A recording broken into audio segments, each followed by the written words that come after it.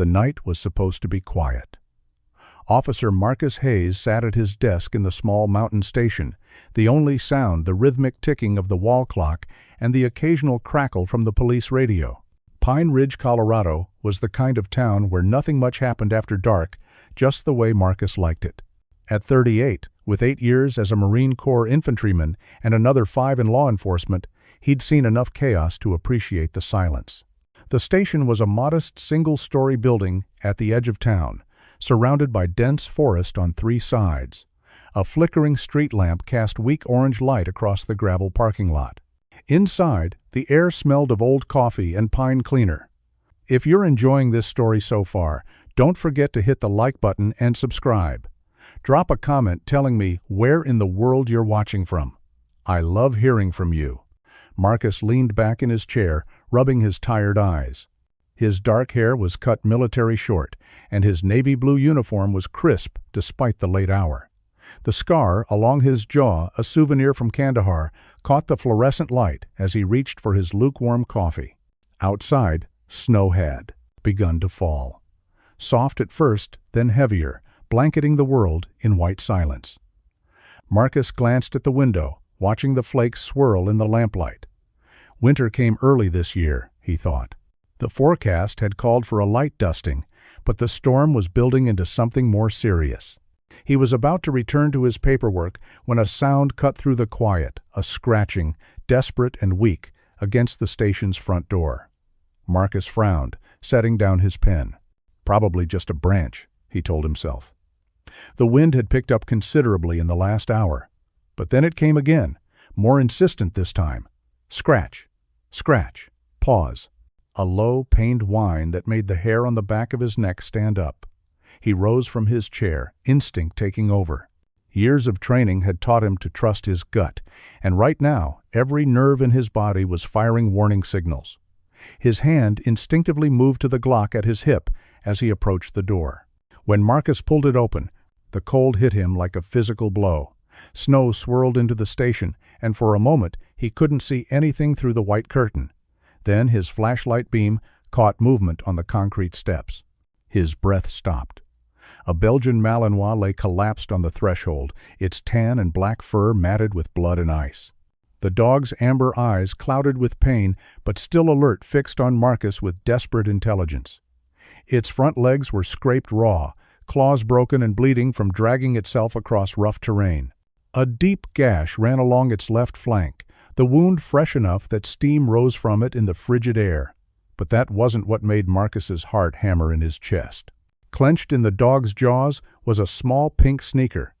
A child sneaker, size maybe 6 or 7. The laces were still tied, and the fabric around the ankle was stained dark with blood. "Jesus Christ," Marcus whispered. The Malinois released the shoe, letting it fall onto the concrete with a soft thud. The dog's sides heaved with labored breathing, and it let out a bark weak, barely more than a cough, but filled with urgency that transcended language. Marcus dropped to his knees, his training warring with shock. He'd worked with military working dogs in Afghanistan, knew the breed's capabilities, their unwavering determination. This dog had crawled miles through a blizzard, gravely injured, to deliver a message. The meaning was crystal clear. Somewhere out in that storm, a child was in danger. "Easy, boy," Marcus murmured, his voice steady despite the adrenaline flooding his system. "Easy, I've got you." He reached out slowly, letting the dog sniff his hand. The Malinois' nose twitched, and after a moment, its tail gave a single, faint wag of recognition. Marcus's fingers found the collar beneath the matted fur tactical grade, with a metal plate that read, "Titan, K9 Unit, Denver PD. Handler, Det. Sarah Brennan." Marcus's mind raced. Denver was nearly 70 miles south. What was a Denver K9 doing out here? And where was his handler? Titan whined again, trying to stand, but his legs buckled. The dog's determination was heartbreaking, even bleeding out, even on the verge of collapse. He was trying to complete his mission. "I hear you, buddy," Marcus said quietly. "I hear you. Just hang on." He grabbed his radio with one hand while keeping the other on Titan's shoulder, feeling the dog's rapid heartbeat beneath his palm. "Dispatch. This is Officer Hayes, at Pine Ridge Station. I need immediate veterinary emergency response. I have a wounded police K9, critical condition, and possible missing child situation. Copy?" Static crackled, then a voice broke through. "Copy that, Hayes. Vet's on the way. What's the situation with the child?" Marcus picked up the small sneaker, his jaw clenching at the sight of the bloodstains. Unknown.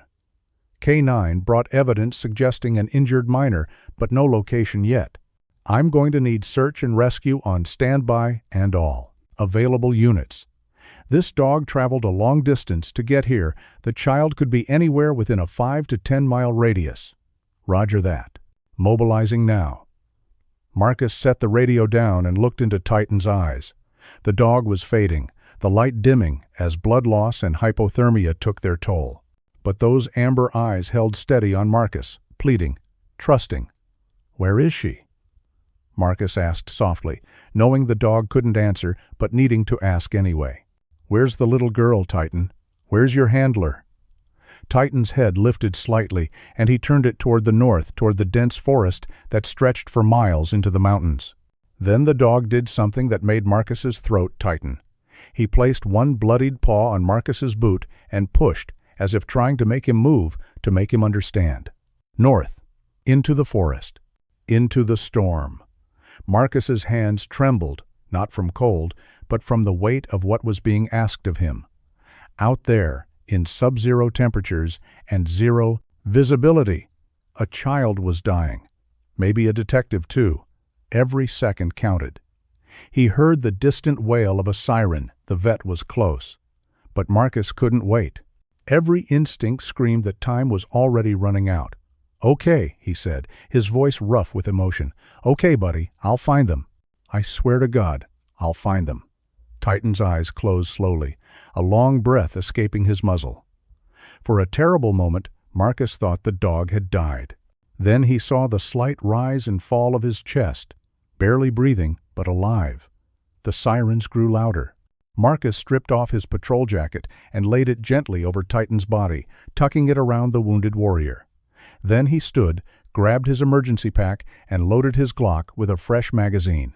As the veterinary truck pulled into the parking lot, Marcus was already moving toward his SUV. The vet tech, a young woman with short blonde hair, jumped out carrying a medical kit. "I've got him," she called. "Go!" Marcus didn't need to be told. Twice. He fired up the engine, cranked the heat to maximum, and grabbed his tactical flashlight. Through the windshield, he could see the forest, a wall of black pines, already disappearing into the white chaos of the storm. Somewhere in that darkness, a child was waiting.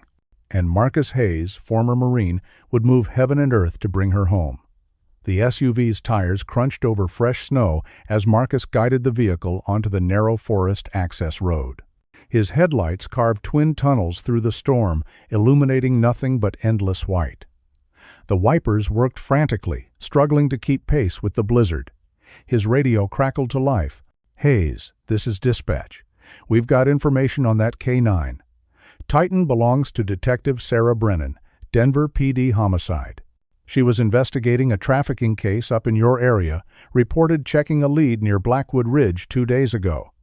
Haven't heard from her since." Marcus's grip tightened on the wheel. Trafficking.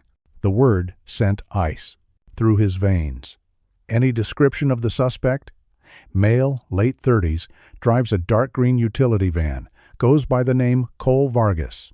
Priors include assault, kidnapping, suspected in at least 4 missing children cases across 3 states.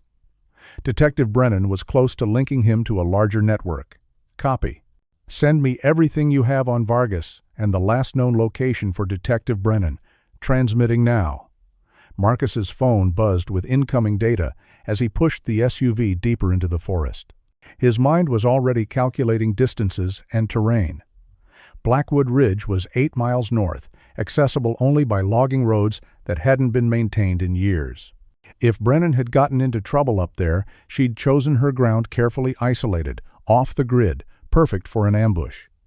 The road narrowed, branches scraping against the SUV's sides. Marcus killed the headlights, switching to just his fog lamps. If Vargas was still in the area, He didn't want to announce his arrival. The world became a tunnel of gray shadow and white snow, the only sound the crunch of tires and the howl of wind. After 20 minutes of careful driving, Marcus spotted something that made him brake hard. Tire tracks, already half filled with snow but still visible, veering off the main road onto what looked like an abandoned trail. He grabbed his flashlight and stepped out, the cold biting through his thermal undershirt. Crouching beside the tracks, he studied the pattern. Wide wheelbase, deep tread, consistent with a utility van. And beside the tire marks, partially obscured, were paw prints. Titan had followed this vehicle. Marcus's jaw set. He keyed his radio. "Dispatch, I've got a trail. Suspect vehicle tracks leading northeast off Miller's Pass. Requesting backup to this location, but I'm proceeding. We don't have time." "Copy. Units are 20 minutes out." "Be careful, Hayes. 20 minutes might as well be 20 hours. Marcus returned to the SUV, pulling out his tactical vest and strapping it on. He checked his Glock, his backup piece, his knife. Then he grabbed the medical kit from the back. If he found survivors, they'd need immediate care. The trail was barely passable, forcing Marcus to leave the SUV behind after another half-mile. He continued on foot, his boots sinking into snow that was already knee-deep in places. The flashlight beam swept back and forth, catching glimpses of disturbed undergrowth, broken branches, signs of recent passage. Then he saw blood. Dark drops in the snow, already freezing into crimson crystals. A lot of blood. The trail led away from the van tracks, weaving between trees, heading toward a cluster of rocks that jutted from the hillside. Marcus followed, weapon drawn now, every sense on high alert. The forest was tomb-silent, except for the wind. No birds, no animals, just the eerie hush that came before something terrible. The blood trail intensified, and Marcus's heart sank. This much blood loss, whoever it was, they were in critical condition. He pushed forward, faster now, his breath coming in white clouds, and then he saw it. A cave entrance, partially hidden by fallen timber and snowdrifts. The blood trail led directly inside. Marcus approached carefully, flashlight and pistol moving in tandem. At the threshold, he paused, listening. Silence. He stepped inside. The cave was larger than it appeared from outside, the ceiling high enough to stand, the air slightly warmer than the brutal cold outside, but still frigid enough to see his breath. His light swept the darkness, and what it revealed made his blood run cold. On the cave floor, slumped against the far wall, was a woman in her mid-30s. Her dark hair was matted with blood from a head wound, her police jacket torn and dirty. Her service weapon lay beside her hand, empty magazine. This had to be Detective Sarah Brennan, but she wasn't alone. Huddled against her side, wrapped in the detective's jacket, was a little girl, maybe 7 years old, with blonde hair and a tear-stained face. Her eyes were closed, her skin pale. One foot was bare, the other sneaker, presumably the one Titan had carried miles through the storm. "Detective Brennan," Marcus called out, moving quickly toward them. "I'm Officer Hayes, Pine Ridge PD. Your K-9 found me. I'm here to help." Sarah's eyes fluttered open, unfocused. Blood had dried on her temple and down her neck. When she saw Marcus's uniform, something like relief crossed her face before pain eclipsed it. "Officer," she rasped, her voice barely audible. "The girl, Emily. She's hypothermic. Been. Maybe 12 hours. Needs hospital." Marcus was already dropping to his knees, pulling out the thermal blankets from his kit. He checked Emily first, pulse weak but present, breathing shallow, skin ice cold. Classic signs of severe hypothermia. He wrapped her in emergency heat packs and the metallic blanket, then turned to Sarah. "What happened?" he asked, already examining. Her head wound. Scalp lacerations bled heavily, but weren't always as serious as they looked. Still, the amount of blood she'd lost was concerning. "Found Vargas. Cabin, 5 miles south." Sarah managed. "Had Emily. 3 other kids. I called it in, but—" He heard me. Fight broke out. I got Emily out. Vargas shot at us. I returned fire, think I hit him, but he ran us off the road. Crashed my vehicle down a ravine. Marcus's hands worked efficiently, applying pressure bandages to her head wound. Titan got to me. He brought Emily's shoe. Smart dog. Sarah's lips curved in the ghost of a smile. Best partner I ever had. He went for help, even wounded. Is he? He's alive. Vet has him. He's a fighter. Tears leaked from Sarah's eyes. 3 other kids, still at the cabin. Boys, ages 5 to 9. Locked in a cellar. Vargas. He's planning to move them. We don't have much time. Marcus's mind raced. 3 more children. A wounded, cornered predator who now knew law. Enforcement was close. The situation had just become exponentially more dangerous. He keyed his radio. Dispatch. I've located Detective Brennan and 1 child, both in critical condition at coordinates. He rattled off his GPS position. I need immediate medical evac. But we have a bigger situation. Suspect is holding 3 additional children at a cabin approximately 5 miles south of my position. I need full tactical response. SWAT, child services, and negotiators. Now. Copy. Evac is en route. SWAT is mobilizing from Denver. How long? 45 minutes for SWAT. Medevac can be there in 15. Marcus closed his eyes briefly. 45 minutes. Those children had been in captivity for God knows how long. Vargas knew the police were coming. He could kill them and run, or use them as hostages.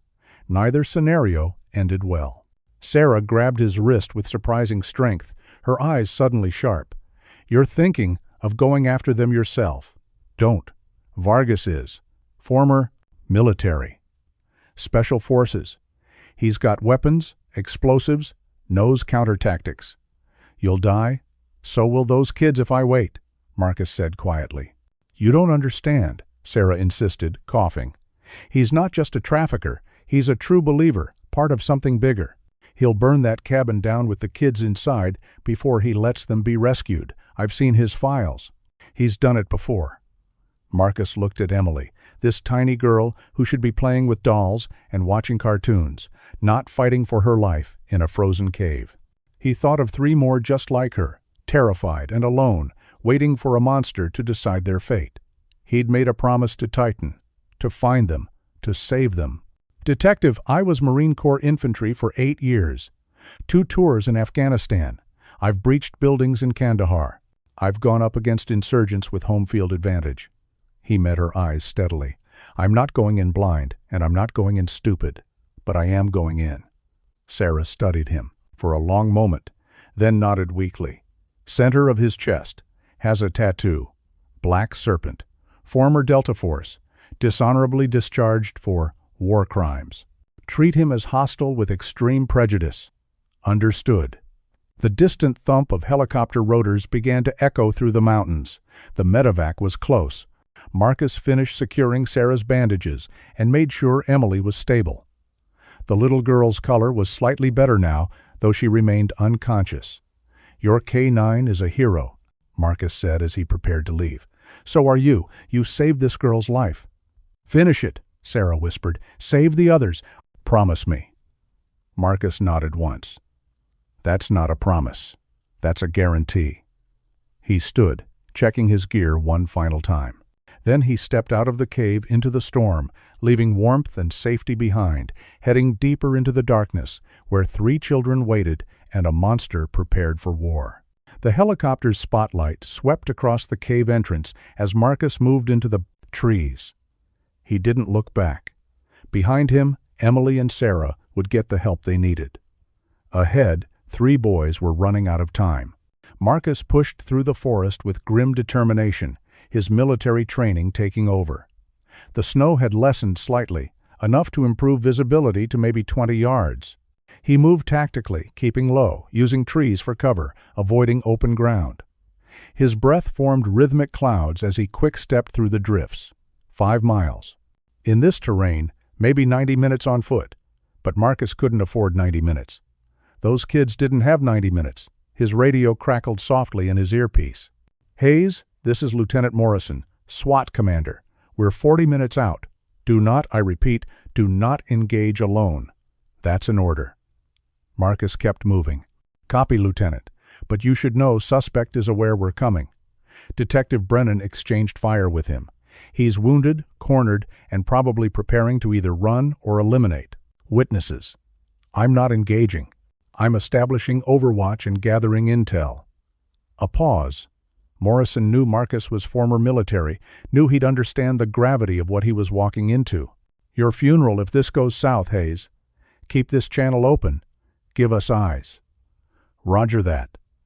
Marcus picked up speed, his body remembering the muscle memory of 1,000 combat patrols. Check corners. Watch for tripwires. Listen for anything that doesn't belong. He'd done this in Helmand Province against fighters who'd been at war for generations. He could do this against one deranged trafficker in the Colorado woods. After 35 minutes of hard movement, he caught sight of a structure through the trees. A cabin, more of a shack really, constructed from weathered timber with a rusted metal roof. Smoke curled from a crooked chimney. One window showed a faint light inside. Marcus went to ground behind a fallen log, pulling out his night vision monocular. The device painted the world in shades of green. He scanned the cabin systematically. One story, single entrance at the front. No back door that he could see, though there might be a cellar access. The window showed movement, a male figure, tall, broad-shouldered, moving with the controlled tension of someone expecting trouble. Cole Vargas. Marcus shifted his view to the ground around the cabin. Fresh tracks in the snow leading to a dark green van parked 20 yards away. Engine block still warm, the snow on the hood was melting. Vargas was planning to run, but where were the children? Marcus studied the cabin's foundation and spotted it a bulkhead door on the east side, the kind that led to a root cellar or storage area. Snow had been recently cleared from it. That's where they'd be. He keyed his radio, speaking barely above a whisper. Morrison, I have eyes on target location. Single structure, armed occupant inside, presumed 3 child hostages in cellar access on east side. Suspect has vehicle ready for. Quick exfil. Recommend approach from western tree line. Establish perimeter and deploy flashbangs before entry. I can prevent his escape if you authorize. Negative, Hayes. Maintain position only. Do not compromise yourself. Marcus watched as Vargas moved to the window, peering out into the darkness. Even from this distance, Marcus could see the man was injured, moving with a stiff gait, favoring his left side. Sarah had hit him. Then Vargas did something that made Marcus's blood freeze. He picked up a red jerry can, the kind used for gasoline. He carried it toward the cellar door. Morrison, Marcus said urgently, suspect is preparing to torch the structure. I'm going in. Hayes, that's a direct order to stand down. Marcus switched off the radio. He'd been trained to follow orders, but he'd also been trained to do the right thing when lives were on the line. 3 kids were about to burn alive because some psychopath couldn't handle capture. Not on my watch. Marcus moved, swiftly and silently through the trees, circling to the south side of the cabin where shadows were deepest. He could hear Vargas now, muttering to himself inside, the clank of metal. The smell of gasoline hit Marcus's nostrils. He reached the corner of the cabin and paused, controlling his breathing. His Glock was in his hand, safety off. Through the thin walls he could hear a child crying, a small, terrified sound that cut straight to his heart. Vargas's voice came through the walls, low and cold. Shut up. This is how it has to be. You're going to be with God soon. Should be grateful. Oh, hell no. Marcus moved to the cellar door. It was padlocked. Of course it was. He didn't have time for subtle.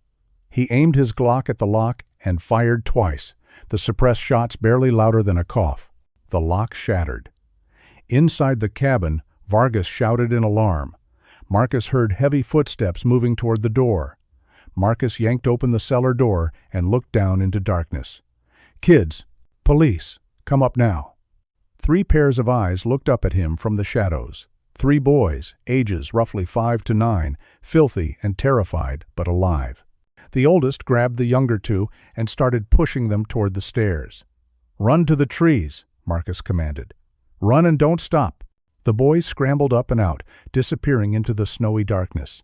Marcus turned just as the cabin's front door slammed open, and Vargas emerged, a rifle in his hands. Time slowed.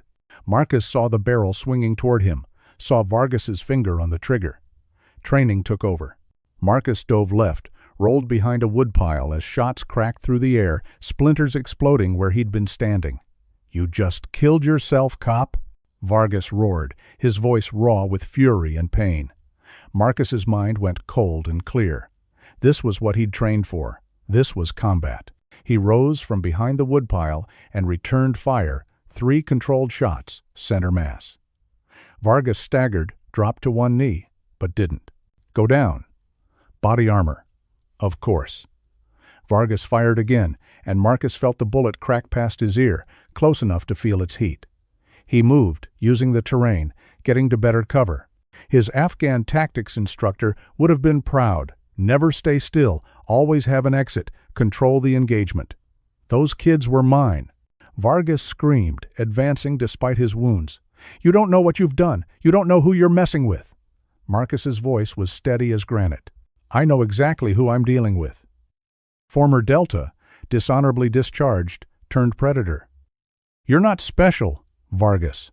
You're just another coward hiding behind innocent lives." The words hit like a slap. Vargas's face contorted with rage. He charged, firing wildly. Marcus used the moment of lost discipline to move to a flanking position. When Vargas emptied his magazine, Marcus stepped out from cover. "Drop it, now." Vargas turned, eyes wild, hand going for a sidearm. Marcus didn't hesitate. 2 shots, placed precisely one to the shoulder, one to the thigh. Vargas went down hard, the pistol skittering across the snow. Marcus was on him in seconds, kicking the weapons away, yanking Vargas's arms behind his back. The man screamed in pain as handcuffs clicked into place. "The kids," Vargas gasped, "are safe," Marcus said coldly. "Which is more than you deserve." In the distance, the sound of engines and sirens grew louder. The cavalry was arriving. Marcus keyed his radio back on. "Morrison, suspect in custody. 3 children recovered and safe. I need medical for the suspect. He's got multiple gunshot wounds. Non-life-threatening, but he needs treatment." A long pause, then Morrison's voice, carefully neutral. "Copy that, Hayes? We're coming in now. You just ended a 2-year multi-state investigation. Also probably violated about 6 protocols." Marcus looked at the cabin, at the jerry can of gasoline lying spilled in the snow, at the open cellar where 3 children had been, minutes away from burning alive. "Yeah," he said quietly. "I'll take that write-up." As SWAT vehicles pulled into the clearing and tactical officers swarmed the scene, Marcus walked toward the tree line where the 3 boys huddled together. They looked at him with wide eyes, scared, traumatized, but alive. Marcus knelt in the snow, keeping his movements slow and non-threatening. "Hey guys, my name is Marcus. I'm a police officer. You're safe now. Nobody's going to hurt you anymore." The oldest boy, maybe 9, looked at him with ancient eyes that had seen too much. "Is the bad man going to die?" "No," Marcus said honestly. "He's going to jail for the rest of his life, and you're going home." The youngest boy, barely 5, started to cry. The middle one joined him, then the oldest. Marcus gathered them close, these 3 broken children, and held them while they wept. He didn't tell them not to cry. He just kept repeating, "You're safe. You're safe now. I've got you." Behind him, EMTs swarmed over Vargas. Lieutenant Morrison approached, his face unreadable beneath his tactical helmet. "Officer Hayes." Marcus looked up, still holding the boys. "Sir." Morrison studied him for a long moment, then the corner of his mouth twitched. "Hell of a thing you did here tonight. Stupid as hell, but hell of a thing." "Yes, sir." "Those kids would be dead if you'd waited for us." "Yes, sir." Morrison nodded slowly. "There's going to be paperwork, lots of it. Internal review, probably a hearing." "I understand, sir. But you brought 4 children home alive and put away a monster." Morrison extended his hand. "Good work, Hayes. Real good work." Marcus shook it, feeling the weight of exhaustion finally settling on his shoulders. As EMTs led the boys toward ambulances, wrapping them in blankets and offering kind words, Marcus allowed himself one long breath. His radio crackled. "Hayes, this is Pine Ridge Vet Clinic. Thought you'd want to know Titan pulled through surgery. He's going to make it. If this story has you on the edge of your seat, make sure to subscribe and turn on notifications so you never miss stories like this. Your support means everything and helps me bring you more incredible true stories of courage and loyalty. That's one tough dog. Marcus closed his eyes, a wave of relief washing over him. Copy that. Tell him his mission was a success. All the kids are coming home. Will do. He's a hero, Hayes. So are you. Marcus looked up at the sky, where the storm was finally breaking, stars beginning to peek through the clouds. Somewhere up there, he liked to think his old squad from Afghanistan was looking down, nodding approval. Just doing what needed doing, he said quietly. In the distance, the first light of dawn began to touch the mountain peaks, painting the world gold. 3 weeks later, the Pine Ridge Community Center was packed.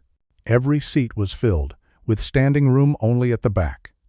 News crews lined the walls, their cameras capturing everything. The air hummed with anticipation and the warm smell of coffee and fresh pastries donated by local businesses. On the small stage, a podium had been set up, flanked by American and Colorado state flags. Behind it sat a row of chairs where various officials waited. The mayor of Pine Ridge, Lieutenant Morrison from Denver SWAT, the chief of police, and several others. Marcus Hayes stood off to the side, uncomfortable in his dress uniform. He'd spent his career avoiding spotlights, preferring to do the work without fanfare. But today wasn't about him. Not really. Today was about recognition, closure, and healing. In the front row sat Detective Sarah Brennan, her head still bandaged, but her eyes clear and bright. Beside her was Emily, the 7-year-old girl, holding Sarah's hand tightly. Emily's parents flanked them, faces still showing traces of the trauma of nearly losing their daughter, but radiating gratitude. The 3 boys Marcus had pulled from the cellar sat with their reunited families, looking cleaner and healthier, but still bearing the haunted look of children who'd seen darkness. Healing would take time, but they were alive to do that healing, and that was what mattered. And in the center of the room, looking proud and alert, despite the bandages still visible beneath his fur, sat Titan. The Belgian Malinois had lost 20 pounds during his ordeal and recovery. The gash along his flank had required over 60 stitches. But he sat at attention beside Sarah, his amber eyes scanning the crowd with the vigilance that was coded into his DNA. Around his neck hung a new collar, polished and clean, with his badge gleaming in the lights. Mayor Patricia Chen stepped to the podium, her gray hair pulled back in a neat bun, reading glasses perched on her nose. Ladies and gentlemen, we gather today to honor extraordinary courage in the face of evil. 3 weeks ago, on a night when most of us were safe in our homes, a remarkable chain of events unfolded that would test the limits of loyalty, bravery, and sacrifice. She gestured toward the front row. It began with Detective Sarah Brennan, who was tracking one of the most dangerous criminals in the region, despite grave personal danger. She confronted Cole Vargas and rescued young Emily Roberts. But she and Emily were left stranded, injured, in sub-zero temperatures with no way to call for help. The room was silent, except for the occasional sniffle from emotional audience members. Detective Brennan made a decision that day. Mayor Chen continued. She sent her K-9 partner, Titan, to find help. Titan was wounded, bleeding, in pain, but he didn't hesitate. He traveled over 3 miles through a blizzard to reach Officer Marcus Hayes at Pine Ridge Station. And he brought with him the evidence needed to communicate the emergency, a child sneaker. Several people in the audience wiped their eyes. Marcus kept his gaze steady on the floor, feeling the weight of every eye in the room. Officer Hayes could have waited for backup. Many would have, but he recognized that every second mattered. He located Detective Brennan and Emily, ensured their safety, and then did something even more remarkable. When he learned 3 more children were in immediate mortal danger, he advanced alone into hostile territory. He faced down an armed, trained combatant and succeeded in rescuing 3 boys who would certainly have died without his intervention. The mayor paused, looking directly at Marcus. "Officer Hayes, would you please join me at the podium?" Marcus walked up, his movements precise, military straight. He stood at attention as the mayor continued. Officer Marcus Hayes, for exceptional bravery, for selfless service above and beyond the call of duty, and for saving 4 innocent lives, the state of Colorado and the town of Pine Ridge present you with the Medal of Valor, our highest civilian honor for law enforcement. She opened a velvet box, revealing a gold medal with a blue ribbon. As she pinned it to his uniform, the room erupted in applause. Marcus's jaw was tight, emotions threatening to overwhelm his composure. "Sir," the mayor said quietly, for his ears only, "my granddaughter was at a friend's house the night you went into that cabin. If you'd waited, if those children had died, thank you. Thank you from a grandmother's heart." Marcus nodded, not trusting himself to speak. The mayor stepped back and addressed the crowd again. "But Officer Hayes is not the only hero we honor today. Detective Sarah Brennan, would you and Titan please come forward?" Sarah stood, moving carefully, and walked to the podium with Titan at her heel.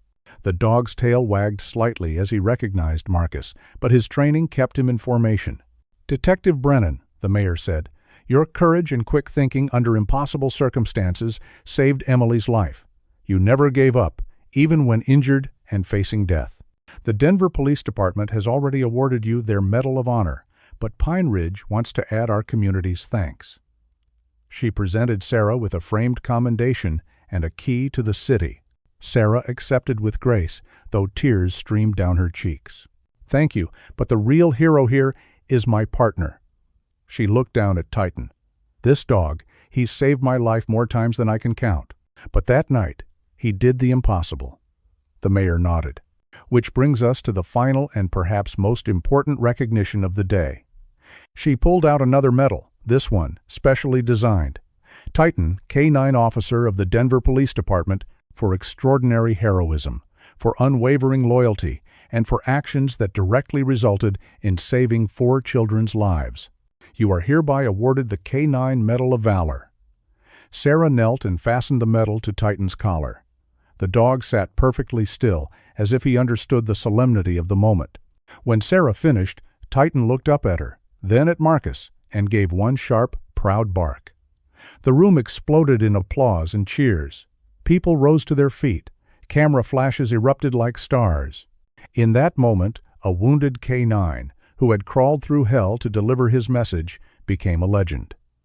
After the ceremony, as people mingled over refreshments, Marcus found himself surrounded by well-wishers.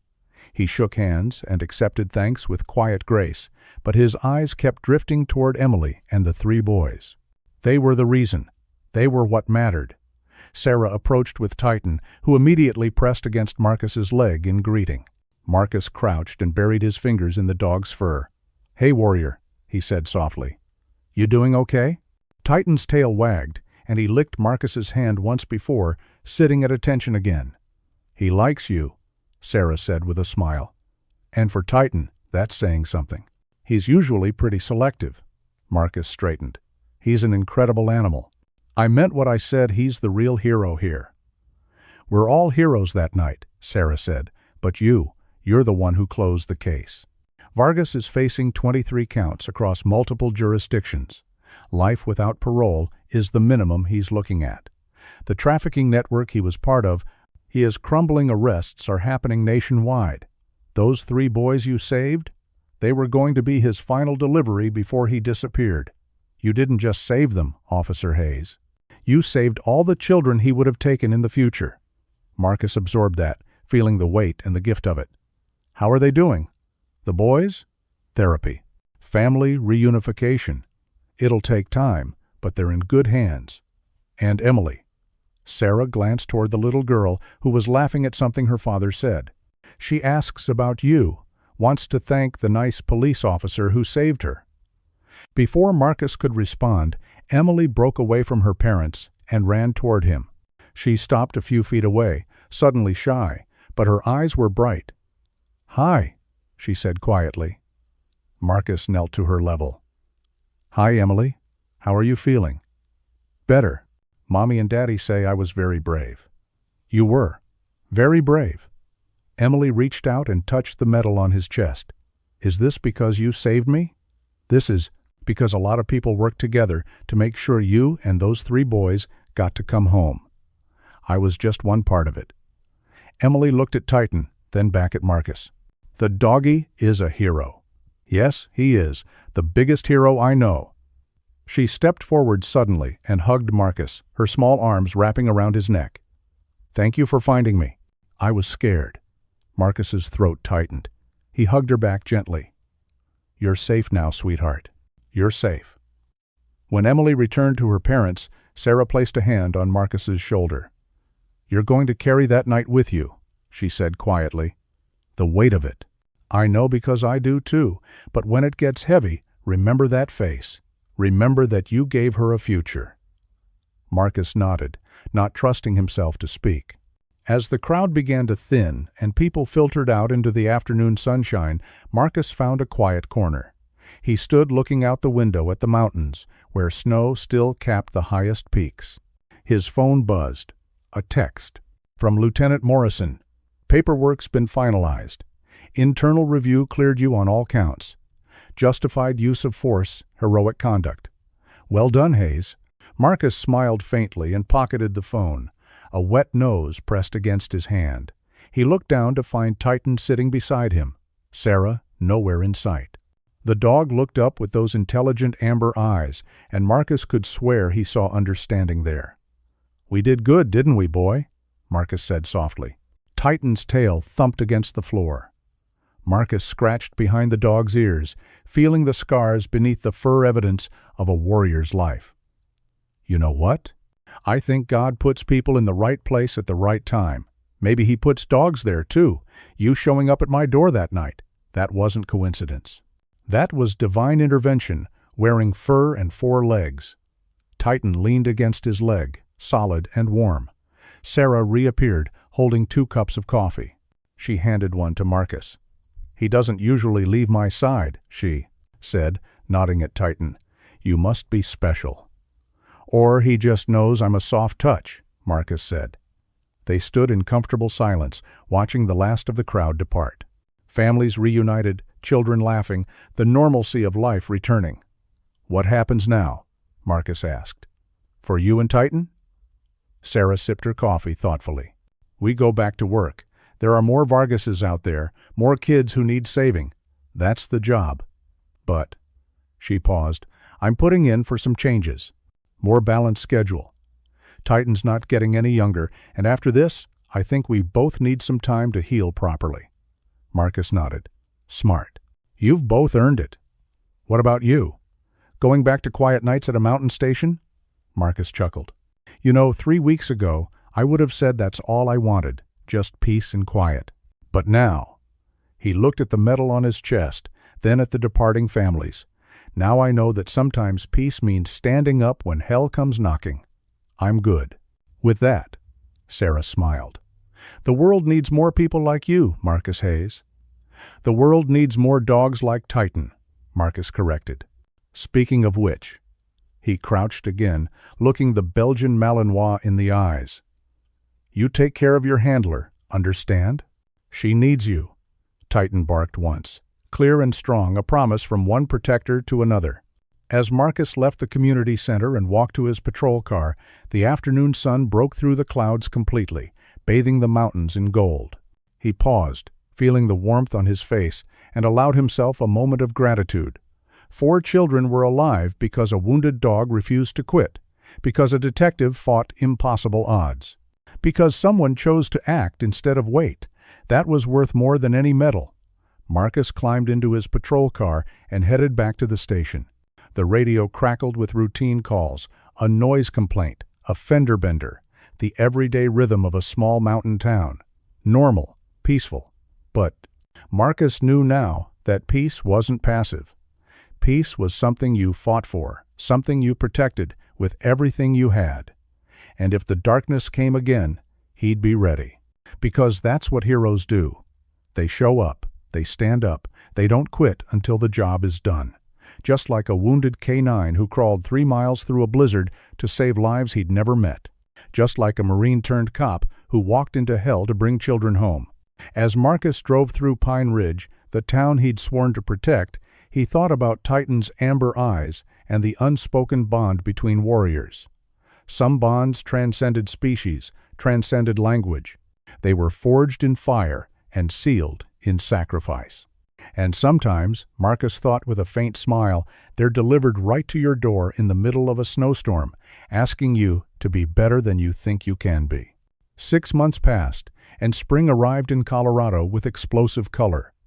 Wildflowers carpeted the mountain meadows, and the rivers ran high, with snowmelt. Pine Ridge shed its winter coat and basked in renewal.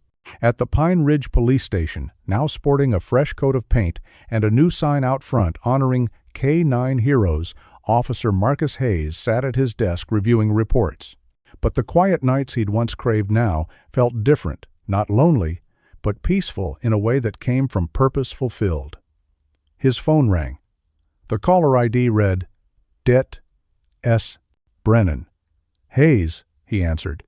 Marcus, it's Sarah. You got a minute? For you and Titan? Always. How's retirement treating him? Sarah laughed. That's actually why I'm calling. Titan officially retired from active duty last month, but he's been restless. Turns out 12 years of service doesn't just switch off. So, I had an idea. Marcus leaned back in his chair, curious. I'm listening. You ever think about starting a K9 program for Pine Ridge?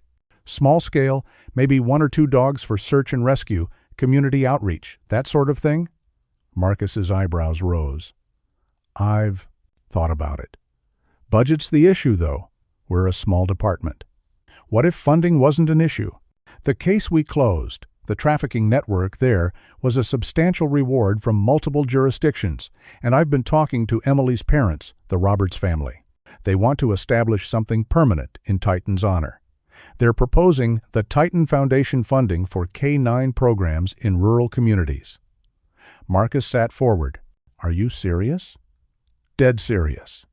And here's the thing, Titan and I would like to help you get it started. I'm moving to the area, taking a position with the State Bureau.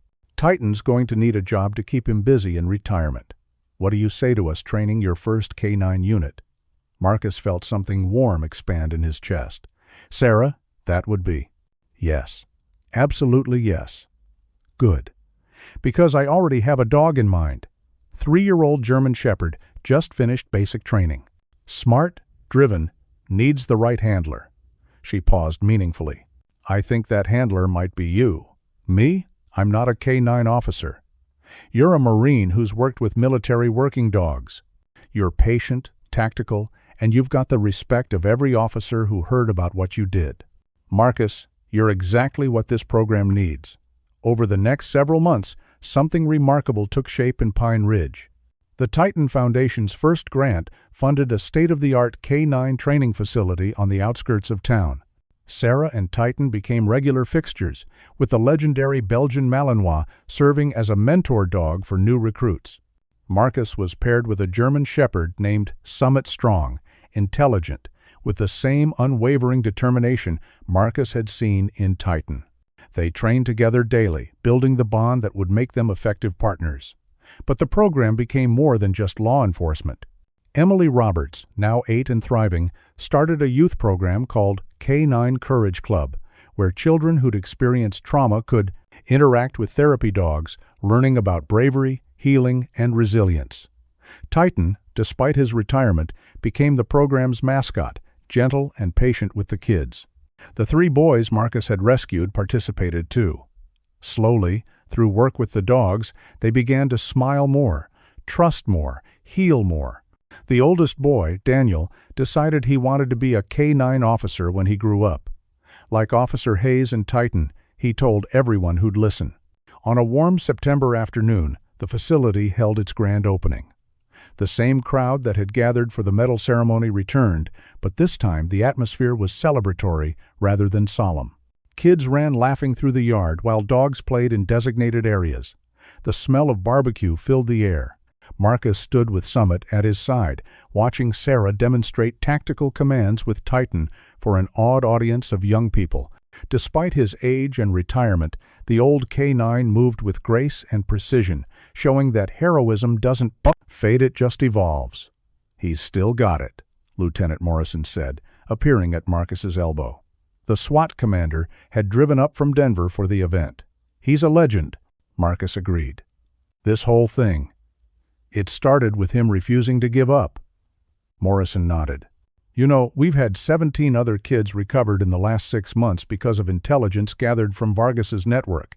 That trafficking ring is dismantled.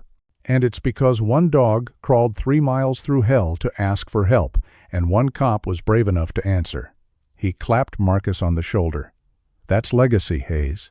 That's real change." As the afternoon wound down, Marcus found a quiet spot near the training yard's fence. Summit lay at his feet, panting happily. In the distance, Titan was surrounded by children, all wanting to pet the hero dog, while Sarah supervised with a proud smile. Emily broke away from the group and ran toward Marcus. She'd grown taller, her blonde hair catching the sunlight. The trauma that had shadowed her eyes was fading, replaced by the natural brightness of childhood reclaimed. "Officer Marcus," she called. "Can Summit do the tricks Titan showed us?" Marcus smiled. "Want to see?" Emily nodded enthusiastically. Marcus gave Summit a series of commands: sit, stay, heel, speak. The German shepherd performed flawlessly, and Emily clapped with delight. "He's going to be as good as Titan someday," she declared. "That's the goal," Marcus said. "But Titan set a pretty high bar." Emily looked at him seriously, the way children do when they're about to say something profound. "My mommy says God sends angels when people need help. She says Titan was an angel with fur." Marcus knelt beside her. "Your mommy is very wise. I think she's right. Are you an angel too?" Marcus chuckled, touched. "No, sweetheart. I'm just a guy who tries to do the right thing. But maybe we all have a little bit of angel in us when we choose to help others instead of looking away." Emily hugged him quickly, then ran back to join the other children. Marcus stood, feeling the weight and the gift of that moment, the simple joy of a child who got to have a future. Sarah approached, Titan padding beside her. The old K9 went straight to Summit, and the 2 dogs touched noses in greeting a passing of the torch from one generation of hero to the next. "You did good, Marcus," Sarah said quietly. "This place, this program, it's going to help a lot of people. A lot of kids." Marcus looked around at the facility, at the families laughing together, at the dogs and handlers training. It started with Titan, all of it. That night changed everything. "Funny how that works," Sarah mused. "How one moment, one choice, can ripple out and touch so many lives. You fed a stray dog in a snowstorm, and look what it became." Marcus remembered that night the scratching at the door, the wounded K9 with desperate eyes, the pink sneaker that communicated everything. Words couldn't. He'd been given a choice: ignore it and stay safe, or trust that the message was real and act. He'd chosen action. And 4 children got to grow up because of it. "You know what I think?" Marcus said. "I think God puts these moments in front of us all the time. Little tests, little opportunities to be better than we are.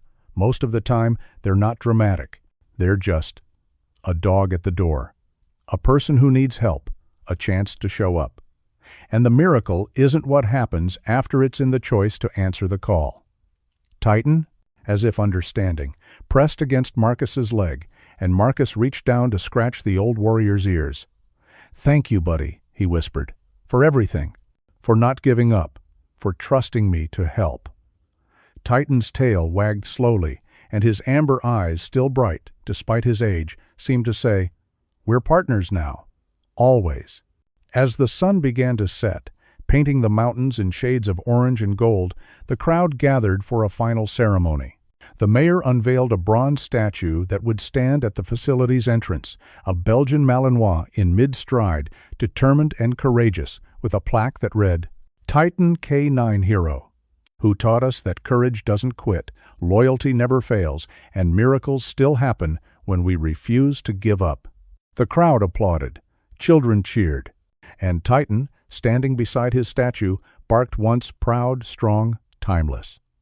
That night, after everyone had gone home, Marcus stood in the quiet training yard with Summit. The stars were emerging, brilliant in the clear mountain air. He thought about the path that had led here from Afghanistan to Pine Ridge, from combat to community, from simply surviving to truly living.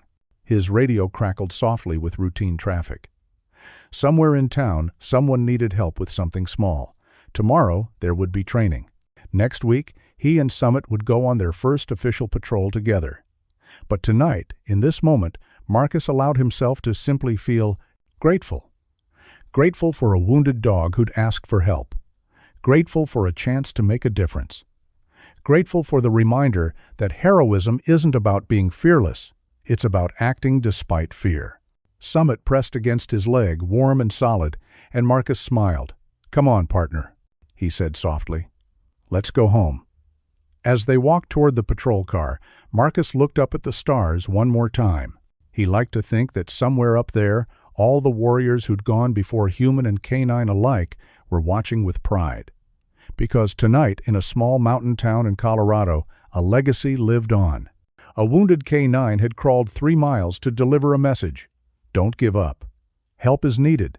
Be the miracle. And Marcus Hayes, former Marine small-town cop, had answered that call, and in answering, had discovered that miracles don't require grand gestures. They just require showing up, refusing to quit, and trusting that love and courage are always enough. 5 years had passed since that frozen night, when Titan crawled through hell to save 4 children. Pine Ridge had changed in ways both subtle and profound, growing from a sleepy mountain town into a beacon of hope for communities across the nation struggling with similar darkness. The K9 training facility that began with a single wounded hero had expanded into a full-fledged academy. Officers traveled from hundreds of miles away to learn from the legendary partnership between human and canine protectors. But for Marcus Hayes, now 33 and wearing sergeant stripes, the growth meant something deeper than statistics and success stories. It meant purpose. On a crisp October morning, Marcus stood at the edge of the training field, watching Summit, now a 5-year-old German Shepherd in his prime, demonstrate tracking techniques for a group of rookie handlers. The dog moved with confidence and precision, his black and tan coat gleaming in the autumn sunlight. Pride swelled in Marcus's chest. Summit had grown into everything he'd hoped for and more. "Beautiful form," a familiar voice said behind him. Marcus turned to see Sarah Brennan approaching, her stride confident despite the slight limp that remained from that night 5 years ago. Her hair was shorter now, streaked with premature silver at the temple's badges of honor from the darkness she'd walked through. Beside her, moving more slowly but with undiminished dignity, walked Titan. The Belgian Malinois was 11 now, considered elderly for working dogs. His muzzle had gone white, and arthritis made his movements careful. But his amber eyes still held that fierce intelligence, that unbreakable spirit that had defined his entire life. "How's the old warrior today?" Marcus asked, kneeling to greet Titan. The dog pressed his head against Marcus's chest, tail wagging slowly. "Stubborn as ever," Sarah said with a smile. "Vet says his joints are getting worse. Recommended we start thinking about." She paused, the words catching in her throat. "About quality of life decisions." Marcus felt his stomach tighten. He'd known this day would come eventually. All warriors faced it. But knowing didn't make it easier. How much time? Could be months. Could be a year. He's not in pain yet, just slowing down. But Sarah. She crouched beside Marcus, running her hand along Titan's scarred flank. He's earned his rest. He's earned peace. They sat in silence for a moment, 2 people who understood the cost of service, watching a hero who'd given everything. Around them, the facility buzzed with life handlers calling commands, dogs barking with joy, the sound of hope in action. "There's something else," Sarah said quietly. "I got a call yesterday from the FBI. They've identified another trafficking network, this one operating across 5 western states. The agent in charge specifically asked if we'd consult," he said. She smiled faintly. "He said they need people who understand how evil works and aren't afraid to walk into hell to drag kids back out." Marcus studied her face. "You're thinking about taking it. I'm thinking about us taking it. You, me, our teams. This is what we do, Marcus. This is what Titan taught us. You don't retire from protecting innocence. You just keep showing up until you can't anymore. Marcus looked at Summit, then at Titan, then at the rookie handlers, learning the skills that would make them effective protectors. Sarah was right. The work was never finished. There would always be another monster, another child in danger, another impossible situation requiring impossible courage. When do they need an answer? End of the week. Then we have time to think it through, Marcus said, standing. Come on, let's get these two their afternoon walk before the ceremony. The ceremony. Marcus had almost forgotten. Today was the 5th anniversary of the night everything changed, and the community had organized a memorial event at the town square. Emily Roberts, now 13, and active in the K9 Courage Club, had helped plan it along with the 3 boys. Marcus had rescued Daniel, Jason, and little Tommy, who wasn't so little anymore at 10 years old. That afternoon, as golden leaves swirled through the streets of Pine Ridge, nearly 300 people gathered in the renovated town square. A new monument had been erected, a granite wall engraved with the names of K9 heroes from across the state, with Titan's name prominently featured at the top. Marcus stood in his dress uniform beside Sarah, with Summit and Titan sitting at attention in front of them. The crowd included families they'd saved, officers they'd trained, and children whose lives had been transformed by programs started in Titan's name. Emily stepped to the microphone, no longer the terrified 7-year-old pulled from a frozen cave, but a poised young woman with her mother's strength and her father's gentle smile. 5 years ago, she began, her voice steady and clear, I was lost in the dark and cold. I thought I was going to die. But then a miracle happened. A wounded dog refused to give up on me. An officer refused to stop until I was safe. And because of them, I got to have these 5 years. Got to have birthdays and Christmases, got to learn and grow and dream about my future. She paused, looking directly at Marcus and Titan. I'm standing here today because heroes exist. Not the kind in movies with superpowers, but real heroes who show up when it's scary, who act when it's dangerous, who refuse to quit even when they're wounded and bleeding. Emily's voice grew stronger. Titan taught me what loyalty means. Officer Hayes taught me what courage looks like. And both of them taught me that one person or one dog can change the world if they just refuse to give up. She stepped down to thunderous applause, walking directly to Titan. She knelt beside him, wrapping her arms around his neck the way she had so many times over the years. The old K9 leaned into the embrace, his tail wagging gently. Daniel approached next, now 14, and already looking like the man he'd become. He'd grown tall, with broad shoulders and serious dark eyes that had seen too much, too young, but had chosen strength over bitterness. I was one of the boys locked in that cellar, he said simply. I heard the gunshots. I thought we were going to die. But Sergeant Hayes came through that door like an avenging angel, and he got us out. Daniel's voice cracked slightly. I've been in therapy for 5 years, working through what happened, and my therapist keeps asking me what keeps me going on the hard days. The answer's always the same. I remember that if Titan could crawl 3 miles, bleeding to save us, if Sergeant Hayes could face down a killer to get us home, then I can face my memories. I can heal. I can become someone who helps others the way they helped me. He looked at Marcus directly. Sir, I'm applying to the police academy next year. I want to join the K9 unit. I want to be like you and Titan. I want to be someone kids can count on when monsters come. Marcus felt his throat tighten. He nodded once, sharp and military, the highest praise he could offer. Daniel stood straighter, pride radiating from him. As the ceremony continued, speaker after speaker shared stories of how that one night had rippled outward, touching lives in ways Marcus had never imagined. The Roberts family had established college funds for trafficking survivors. Sarah had written a manual on K9 rescue operations that was now used nationally. The Titan Foundation had funded 17 K9 programs across 8 states. But for Marcus, the most powerful moment came when Tommy, the youngest boy rescued that night, now 10 years old, with a gap-toothed smile, stood on a chair so he could reach the microphone. "I don't remember everything about that night," Tommy said, his voice high and clear. "I was really little, but I remember being really scared, and I remember a big man coming into the dark and saying, 'You're safe now.' And I was." He looked at Titan, his eyes wide with childlike wonder. "My mom says Titan is getting old now. She says maybe he won't be here much longer. But I want him to know."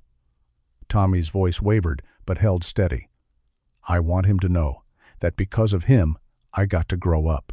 I got to learn to read and ride a bike and play baseball. And someday, when I'm bigger, I'm going to help kids too, so Titan doesn't have to worry.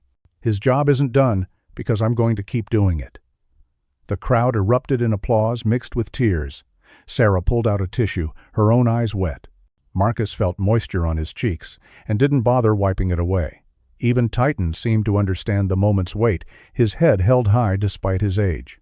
That evening, after the crowd dispersed and the sun began setting behind the mountains, Marcus and Sarah sat on a bench near the monument.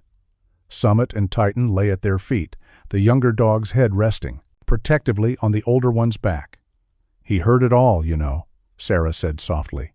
"Every word, every promise those kids made to carry on his mission, I think." She took a shaky breath. "I think he's been waiting to know they'd be okay. That what he did mattered beyond just that one night." Marcus nodded, understanding. Warriors needed to know their sacrifice meant something, that the cause lived on beyond their service. "About the FBI case," he said after a moment.